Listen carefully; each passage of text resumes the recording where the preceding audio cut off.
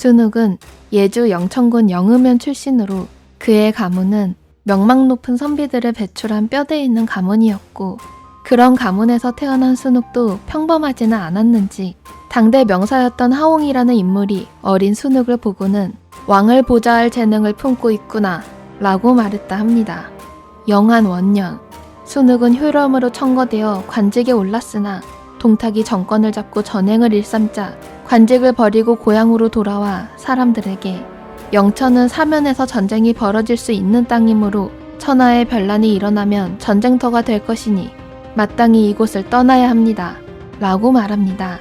하지만 사람들은 고향이나 마찬가지인 곳을 떠날 수 없어 머뭇거리고 있었는데, 마침 기주목이자 같은 영천군 출신인 한복이 기병을 보내 고향 사람들을 맞이하려고 합니다.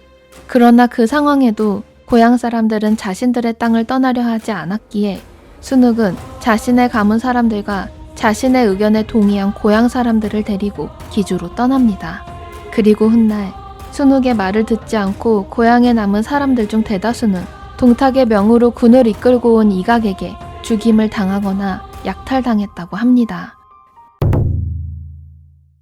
순욱이 고향 사람들을 이끌고 기주로 도착하니 기주의 주인은 한복에서 원소로 바뀌어 있었는데, 다행히도 원소는 순욱과 일행들을 극진히 대접해 주었고, 이로 인해 순욱의 동생 순신과 같은 고향 출신인 신평, 곽도가 원소의 밑으로 들어갑니다.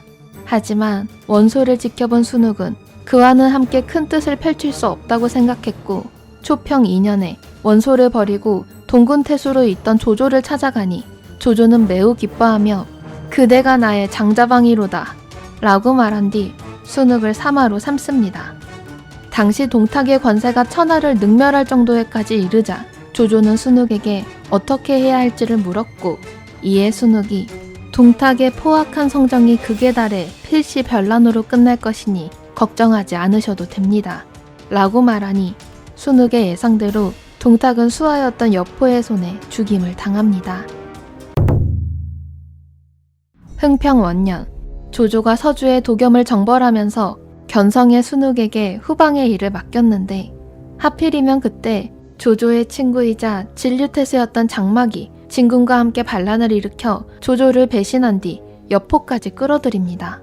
여포가 진류에 당도하자 장막은 유익을 순욱에게 보냈고, 유익은 순욱에게 여장군이 도겸을 치는 것을 도우러 왔으니 빨리 군사와 식량을 내어주시오 라고 말합니다. 하지만 순욱은 곧바로 장막이 반란을 일으켰다는 것을 눈치채고 병사들에게 적의 공격을 대비하게 하였고, 동군태수 하우돈을 재빨리 불러들입니다. 당시 상황은 매우 좋지 않았는데 조조의 주력 병력이 서주의 도겸을 공격하기 위해 출진한 상태에서 반란이 일어난 데다 연주 대부분 지역이 장막의 반란에 호응하였고, 게다가 후방의 남아 병사들을 감독하는 장수와 관리들도 장막과 몰래 내통하고 있었기 때문입니다. 그러나 그 상황에서도 순욱은 당황하지 않고 견성에 도착한 하우돈과 함께 그날 밤 바로 장막과 내통하고 있던 자 수십 명을 찾아내 참수하여 군대를 평정시킵니다. 그리고 얼마 지나지 않아 예주자사 곽공이 수만의 군대를 이끌고 견성에 당도하자 사람들은 곽공이 모반을 일으켰다고 말하며 두려워했는데, 곽공은 공격은 하지 않고 먼저 순욱과 대화를 나누려 합니다. 이에 순욱이 곽공을 만나려 하자 하우돈 등은 그대는 중요한 인물이니 위험에 빠지면 안 됩니다. 가지 마십시오 라고 말했고, 순욱은 곽공이 장막 등과 처음부터 결탁한 것은 아니며 지금 빨리 온 것은 그 계책이 아직 정해지지 않았기 때문이요. 그러니 지금 그를 설득하면 최소한 중립을 취하게 할 수 있으나 만약 지금 그를 의심하여 만나지 않는다면 그는 분노하며 장막의 편을 들게 될 것이요 라고 대답합니다. 이리하여 순욱은 성문을 열고 나가 곽공과 대화를 나눴는데, 곽공은 순욱이 두려워하는 기색이 전혀 없고 견성이 견고하여 쉽게 이기지 못할 것이라고 생각해 군을 이끌고 물러났다고 합니다. 또한 순욱은 정욱을 범연과 동하연으로 파견하여 그들을 설득시켜 반란에 호응하지 않도록 만들어 새 성을 보전하였고, 반란군들의 공격을 저지하며 조조를 기다렸기에 조조가 돌아오기 전에 연주 전체를 장악하려 한 장막과 진궁의 계획은 수포로 돌아갑니다. 흥평 2년, 연주로 복귀한 조조는 여포와 연이은 전투를 벌였는데 사람들이 서로 잡아먹을 지경에 이를 정도로 큰 기근이 와서 잠시 전투가 중단됩니다. 그 와중에 서주의 도겸이 죽었다는 소식이 들려왔고 이에 조조는 서주를 먼저 공격해 점령한 다음 여포와 결판을 내려고 합니다. 하지만 순욱은 조조의 생각에 반대하며 만약 여포를 놔두고 동쪽으로 가면 수비를 위해 병사를 남겨야 할 텐데 많은 병사를 남기면 쓸 병사가 부족하고 적은 병사를 남기면 백성들이 성을 보전하느라 뗄나무도 얻지 못하게 될 것입니다. 그리고 여포가 빈틈을 타서 노략질을 한다면 백성들의 마음은 더욱 위태로워져서 오직 견성, 범연, 위음만 보전할 수 있고 나머지는 우리의 소유가 아니게 되니 이것은 연주를 잃게 되는 것입니다. 이 상황에서 만약 서주가 평정되지 않는다면 장군께서 돌아가실 곳은 없게 됩니다. 라고 말했고 이어서 게다가 도겸이 죽었다 해도 서주는 쉽게 망하지 않을 것입니다. 저들은 지난해의 패배를 거울 삼아 서로 굳건히 뭉쳐져 있고 이미 보리를 거두어 성벽을 견고히 하고 들을 비워 장군을 기다리고 있으니 장군이 공격해도 함락시키지 못하고 초략해도 얻지 못하니 병사들만 궁핍해질 것입니다. 또한 이전에 장군께서 서주를 토벌함에 위엄과 형벌로 다스려서 그 자제들이 그 치욕을 잊지 못하며 항복할 마음이 없으니 가서 격파할 수 있다 해도 우리의 소유로 할 수 없습니다. 원컨대 장군께서는 깊이 생각하십시오. 라고 간언하니 조조는 순욱의 말을 따릅니다. 그리하여 조조는 여포와의 전투에 집중하였고 마침내 승리를 거두며 연주를 평정합니다. 헌제가 이각과 각사를 피해 낙양으로 왔다는 소식이 들리자 조조는 신하들과 함께 황제를 받들어 허창을 도읍으로 삼는 것에 대해 의논했는데 대부분의 신하들은 한섬과 양봉이 천자를 데리고 있고 북으로 장양과 연계되어 있어서 그들을 제압하기 힘들 것이라고 말합니다. 하지만 순욱은 옛날 진문공이 주양왕을 맞이하자 제후들이 그림자처럼 따랐으며 한 고조가 동쪽으로 정벌하며 의제를 위해 소복을 입자 천하의 인심이 귀의했습니다. 대의를 걷는데 어찌 한섬 양봉 따위가 해가 되겠습니까?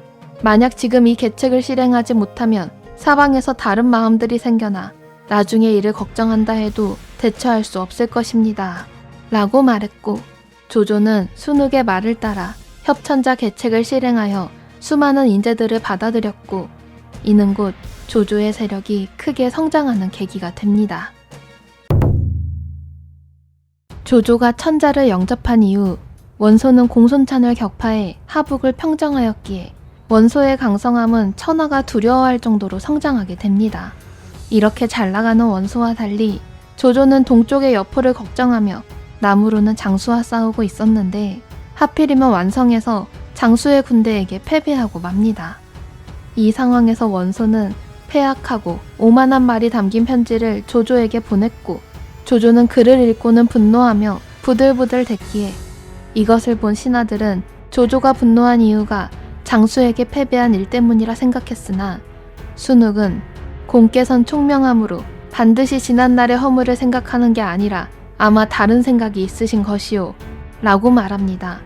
그리고 순욱은 조조를 찾아가 화난 이유를 물어보았고 조조가 원소의 편지를 보여주며 이제 저 불의한 자를 토벌해야 하는데 힘이 상대가 되지 않으니 어떻게 하면 좋겠소?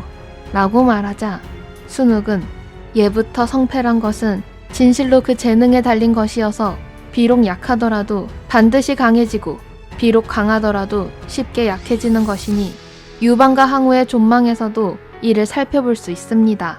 라고 대답하고는 원소의 단점과 조조의 장점을 나열하며 조조를 복돋아 주었기에 조조는 매우 기뻐합니다. 또한 순욱은 원소를 치기 전에 여포를 먼저 정리해야 한다 하였고 조조가 관중의 마등과 한수를 걱정하자 종효를 서쪽으로 보내 그 일을 맡기면 된다고 말하며 조조를 안심시킵니다. 실제로 훗날 종효는 마등이 조조의 편에 서게 만들어 원상의 군대와 싸우게 합니다. 건한 3년, 마침내 조조가 장수를 격파하고 동쪽으로는 여포를 사로잡아 서주를 평정하여 원소와 대치하게 됩니다. 이때 공흉이 순욱을 찾아와 원소는 땅이 넓고 병사가 강합니다. 전풍과 허유는 지모를 갖춘 선비로 그를 위해 계책을 짜고 신배와 봉기는 충성을 다하는 신하로 자신의 임무를 맡은 바 행하며 알량과 문추는 용맹함이 3군 중 으뜸이라 그 병사들을 통솔하고 있으니 아마 이기기 어려울 것이요 라고 말합니다. 이에 순욱은 원소의 병력이 비록 많다지만 군의 법령이 정비되어 있지 않소. 전풍은 강하나 윗사람을 범하고 허유는 탐욕스러워 다스리지 못하오. 그리고 신배는 제멋대로 하여 지모가 없고 봉기는 과감하나 스스로를 판단하니 이 두 사람이나마 뒤뒤를 처리한다면 허유의 가족들이 법을 범하여 감옥에 갇혀 반드시 풀려날 수 없을 것이며 풀려나지 못하면 허유는 반드시 변란을 일으킬 것이오. 알량과 문추는 한갓 필부의 용맹일 뿐이어서 한 번만 싸워도 사로잡을 수 있소. 라고 대답합니다. 그런데 놀라운 것은 순욱의 인물평은 마치 예언처럼 그대로 이어지는데 이는 순욱의 통찰력이 매우 뛰어나기에 가능한 일이지 않았나 싶습니다. 건한 5년, 조조는 알량과 문추를 죽이며 전투에서는 승리했으나 전쟁에서는 원소에게 계속 밀렸고 군량이 떨어지자 순욱에게 서신을 보내 허도로 퇴각한 다음 원소를 유인하는 게 어떠냐고 말합니다. 하지만 순욱이 과거 유방과 항우가 형양에서 전투를 벌였던 때를 비유하며 거기서 물러나면 끝이니 끝까지 버티라고 하였기에 조조는 이 악물고 원소와 대치하며 버텼고 마침내 허유가 원소를 배반하여 오소의 군량 및 위치를 알려주었기에 조조는 이곳을 공격하여 승기를 쥐게 됩니다.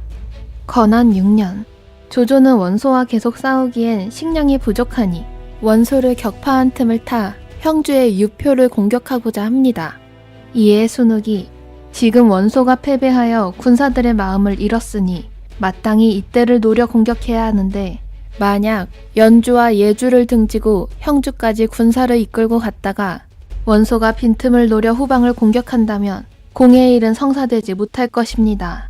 라고 말하니 조조는 형주를 공격할 생각을 접습니다. 건한 12년, 조조는 영을 내려 농공 행상을 크게 했는데 이때 순욱의 공을 가장 크게 쳤을 정도로 순욱을 높이 평가했으며 자신의 딸을 순욱의 장자에게 시집보낼 정도로 순욱과 좋은 관계를 유지하였습니다. 그러나 이 둘의 사이는 건한 17년, 동소가 조조의 자기를 국공으로 올려야 한다는 의견을 제시하면서 갈라지게 됩니다. 당시 순욱은 조조를 끝까지 한해 충신으로 남게 만들고 싶었는지 조조가 위공이 되는 것을 반대하였고 조조는 순욱이 반대했다는 말을 듣고는 마음이 평안치 못했다고 합니다. 이후 조조가 송건을 정벌할 때 순욱을 정벌에 참여케 했는데 순욱은 조조의 군대가 유수에 이르렀을 때 병에 걸려 수춘에 남아있다가 50세의 나이에 죽었다고 합니다. 이처럼 정사의 기록에선 순욱이 병으로 인해 사망한 것으로 나옵니다. 하지만 위시 춘추에 따르면 순욱이 조조의 위공즉위를 반대한 이후 조조가 순욱에게 음식을 내렸는데 열어보니 아무것도 들어있지 않아서 순욱은 이것이 조조의 뜻이라 생각해 약을 먹고 자살했다 합니다. 또한 헌제 춘추에서는 순욱이 수춘에서 죽자 수춘에서 도망친 어떤 사람이 송건을 찾아가서 조조가 순욱에게 복항우를 죽이라고 했기에 순욱이 그 말을 따르지 않고 자살했다 말했고 송건이 이를 유비에게 알리니 유비는 화를 내며 늙은 도적이 죽지 않았으니 환란은 아직도 끝나지 않았다 라고 말했다 합니다. 순욱은 순욱 피라미드라는 우스갯소리가 있을 정도로 조조에게 수많은 인재들을 추천했는데 조조의 밑에서 큰 활약을 했던 모사인 순유, 곽가, 종효가 이들이었습니다. 이 외에도 순욱은 수많은 인물들을 추천했는데 순욱 별전에 따르면 진군, 사마이도 순욱이 추천했다고 하며 신비, 조엄 등 우리가 잘 알지 못하지만 큰 활약을 했던 인물들도 순욱이 추천했다고 합니다. 순욱의 외모는 매우 뛰어났다고 하는데 평원 예영전에 따르면 독설가로 유명한 예영은 순욱의 용모가 뛰어나기에 상가에 조문이나 가는 데 쓰면 좋을 것이라고 말하며 순욱을 비방했다고 합니다. 순욱 이외의 순씨 가문 사람들도 조조의 밑에서 활약했는데 여포와 원소를 격파할 때 가장 큰 공을 세운 책사 순유가 순욱의 조카이며 순욱의 형인 순녀는 고간이 반란을 일으켰을 때 이를 알아차리고 고간에게 내응하는 자들을 모두 주살하여 고간이 업을 습격하려는 것을 저지했다고 합니다. 이상 삼국지 인물열전 순욱편 마치겠습니다. 재미있게 보셨다면 좋아요와 구독, 알림 설정 부탁드립니다. 감사합니다.